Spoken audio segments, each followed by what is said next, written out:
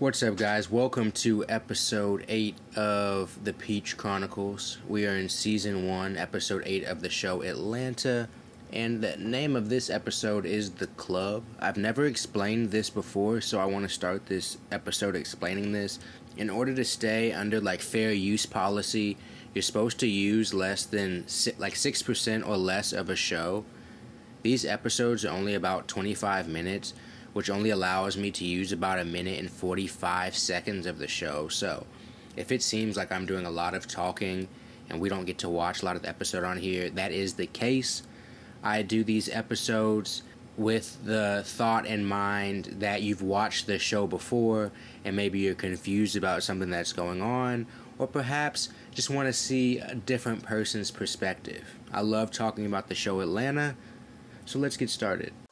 Ride with me if you ride with me, you can slide with me if you feel like 550 on the 5 sticky, come get high with me, that's a deal, right? In this episode, it's near and dear to me because I am a club hater. Not as much of a club hater, more of just not a fan of the club. I don't think I understand it completely, especially for people who have significant others, stuff like that. I don't think I fully comprehend the purpose of the club or what you achieve in the club, and maybe that's the problem, is I'm going to the club looking to achieve something. Get us paid and ask them what the fuck is up with this. Champagne. To start the episode, first off, Paperboy's tripping because women love champagne. Some women are going to want to drink the brown, but not all of them are. So he should be using the 3 bottles that he has to leverage the women in the section that he wants. And I know, after what Darius said, I sometimes sound like that. I'm that type of person to say something like that. To say something so ridiculous that to somebody else, they're like, bro, what the fuck are you talking about? I get 20% of my drinks for free. I'm that guy. People see me and they just want to give me free drinks. Because I rely on that. People, no bullshit. For me personally, people like to give me stuff, free stuff. And I can't explain it.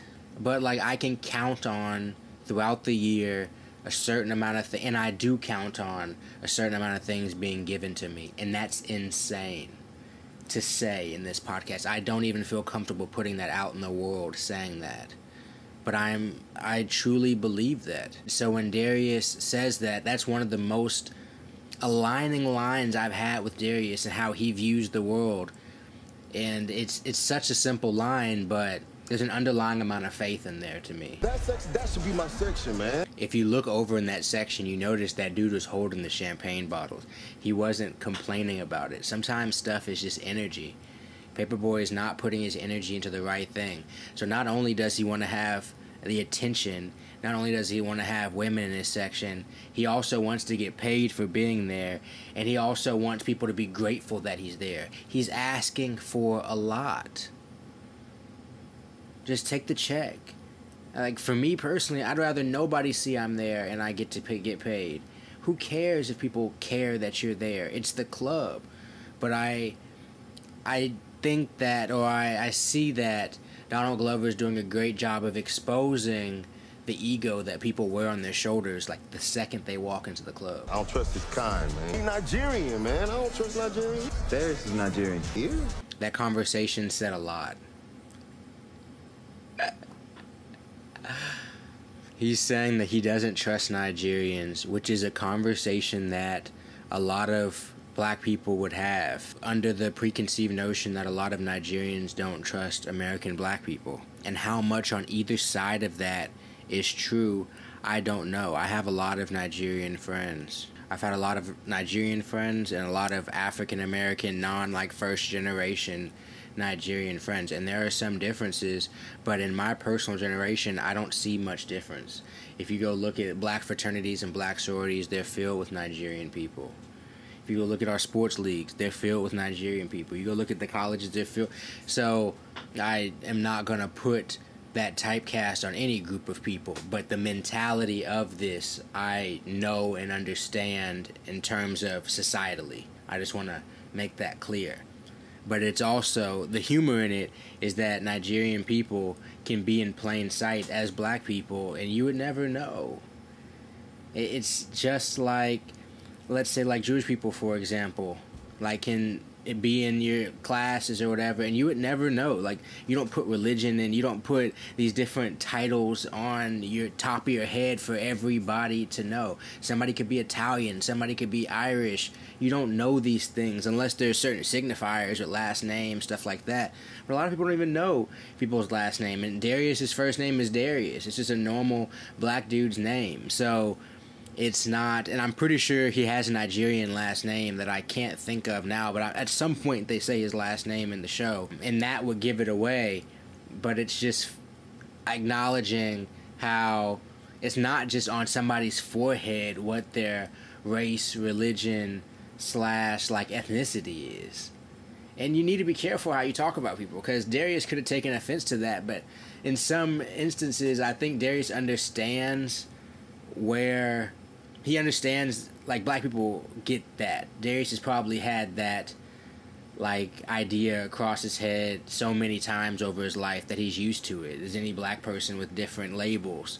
But Donald Glover just highlighting that you don't always know who is anything. Trust, I'm gonna get these bricks off the shelf. Trust Paperboy, trust no man, I don't even trust myself. And now Paperboy is getting the attention he doesn't want. Like, he wants the attention from the women, and now some random strange dude is coming up to him and reciting all of his lyrics back to him, and it's just like, bro, why are we in the club? That's just all Paperboy's thinking and saying to other people, but that's just his vibe. But what he doesn't understand, to me, is that when you have that vibe, how are people going to want to be around you in the club when you have that energy? Like, that's why Donald Glover's trying to get him to relax. Donald's like, none of this matters, bro. We're here for straight business. Why are we getting caught up in the pettiness of the club? Paperboy is in the house. Make some noise. They show Darius just jump up and start dancing. Darius, once again, is unaffected by the fact that there's no women in their section, unaffected by the fact that even Paperboy is upset, unaffected by even the fact that he's in the club. He's just there to have a good time in the moment. I think that the words are on the screen when Donald's talking to himself, because the club be so loud you can't even hear yourself think, much less talk to other people. People who aren't huge fans of the club know that that is one of the biggest qualms of our group. Why is it so loud? Why is it so fucking loud? I wanna know if we can get paid now. It always sucks when somebody applies a stereotype and that person proves that stereotype right. Because it doesn't still matter because one person never represents a group, but it's like, damn, I gave you a chance. I had hope in this situation. I even gave you the benefit of the doubt. You feel like a good person, and then you feel like next time it's going to be even harder to not apply a stereotype. You're going to have to work, even like get over that barrier of not only other people saying this, but now your experience, to be able to get to that point of like not feeling affected by preconceived notion. And that's hard. Marcus Miles is pretty cool, man. You know he got that invisible car. This is the ridiculousness I always talk about. Every episode, there's one element of it, at least. And in this, the invisible car, bro. What the fuck? But it has to be presented in this episode by Darius. He has the empathy in the situation. He's like, bro, we're getting paid. We're chilling. We got free drinks. We got to dress up. Like, I'm having a good time. Why are you tripping? Plus, Marcus Miles, the artist who's across the club, he's like, that's a cool dude. Why are we talking shit about him? Because you don't like the situation. And Darius, like, gives off that energy to me from just, like, looking at it as a third person. And he's even like, bro, he got this invisible car. So not only is, like, the situation cool, he takes it up to a whole nother level with this whole ridiculous layer of an invisible car. And the pictures don't really prove that it's an invisible car, really. And it's just like, but what are we even talking about? An invisible car? How you figure she want me though? You would have been noticed this creepy look I've been giving. This Darius is so weird.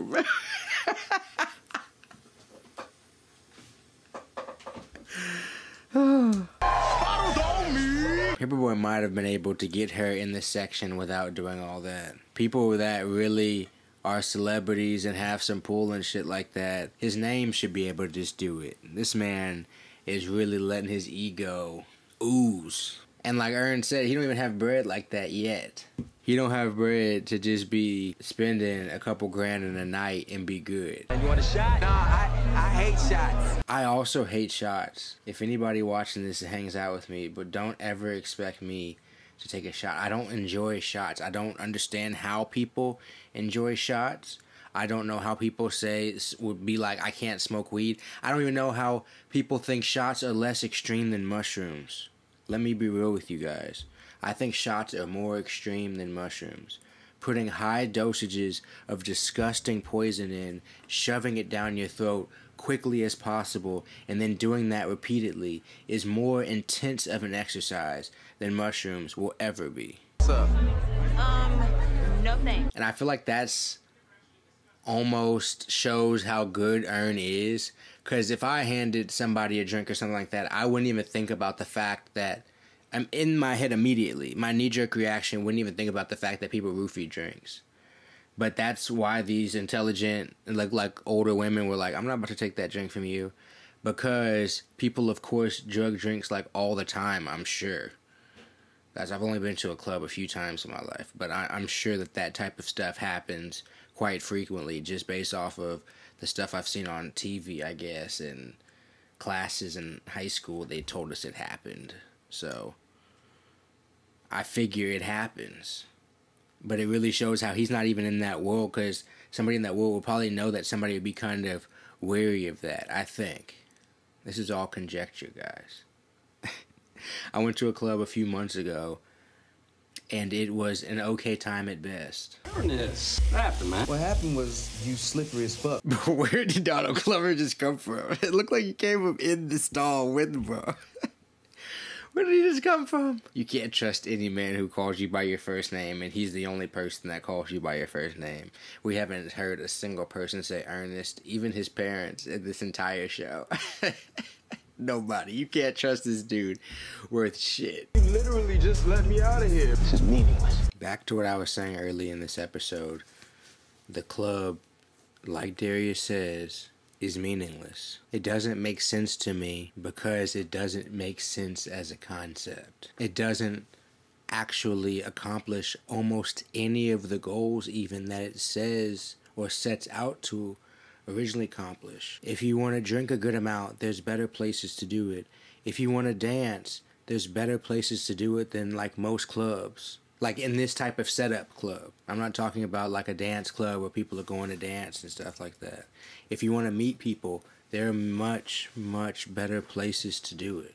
Like, it doesn't accomplish much. What Donald Glover does in this, and what Vince Staples show did a good job of as well, is highlighting ridiculous aspects and then taking them up another notch because of how ridiculous it is. Like, it already doesn't make sense, so you can make it do anything. Like, the bouncer, of course, is just going to ignore him, and then if he tries to get in there, get him thrown out of the club or whatever, and be an asshole because he has that little bit of a power, and because you're in a place you shouldn't already be, a place you don't want to be, and Darius is one of the only smart enough people to realize that and be like, bro, this isn't even worth it, and it actually doesn't matter. But that's also why I can understand how Darius was happy to be in there earlier, because he understands it's meaningless. If it's meaningless, you can have fun. And if it's meaningless when the fun stops, it doesn't really matter because it's meaningless. Cheers.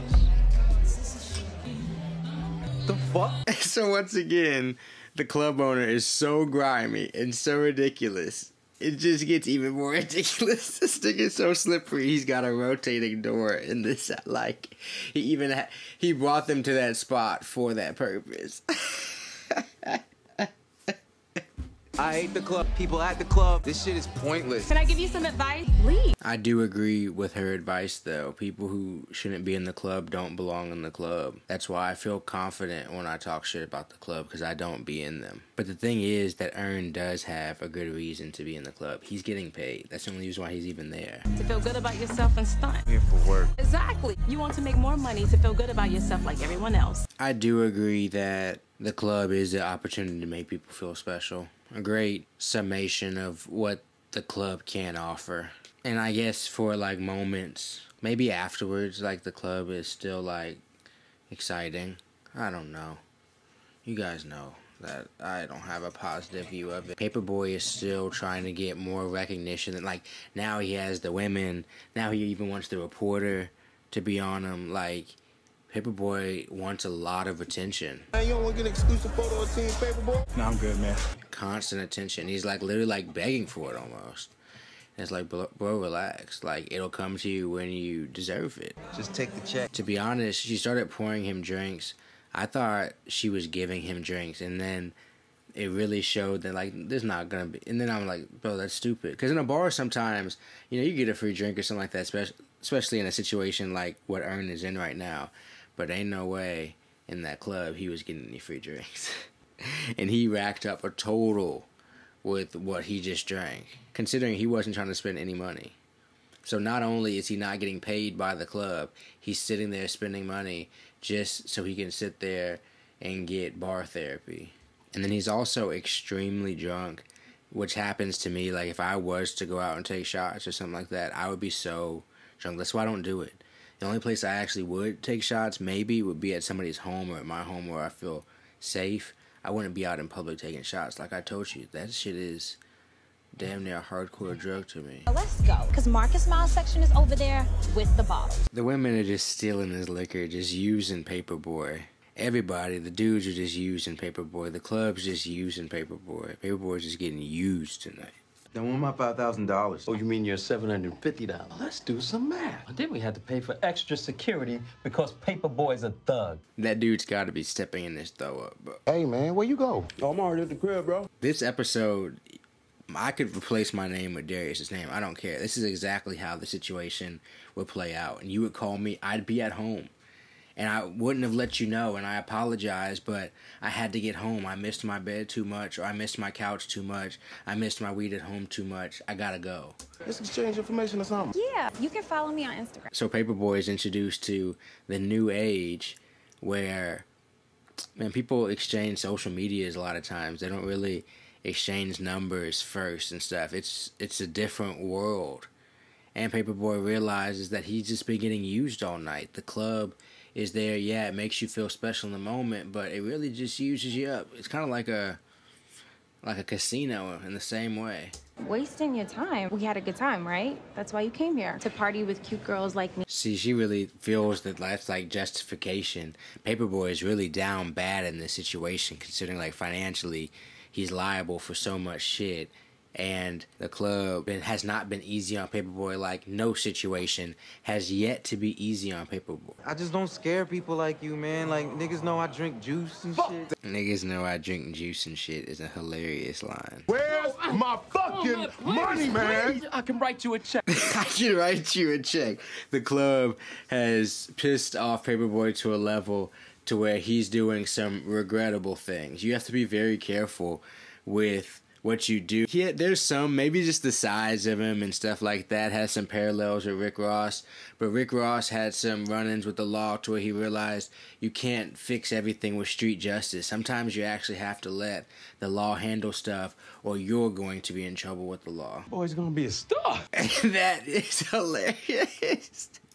He knew that based off of just like the fact that Paperboy punched him and he didn't care and he was gonna get what he needed, he's like, that boy's gonna be a star. That shit is so funny. And then the ridiculous aspect comes right back around.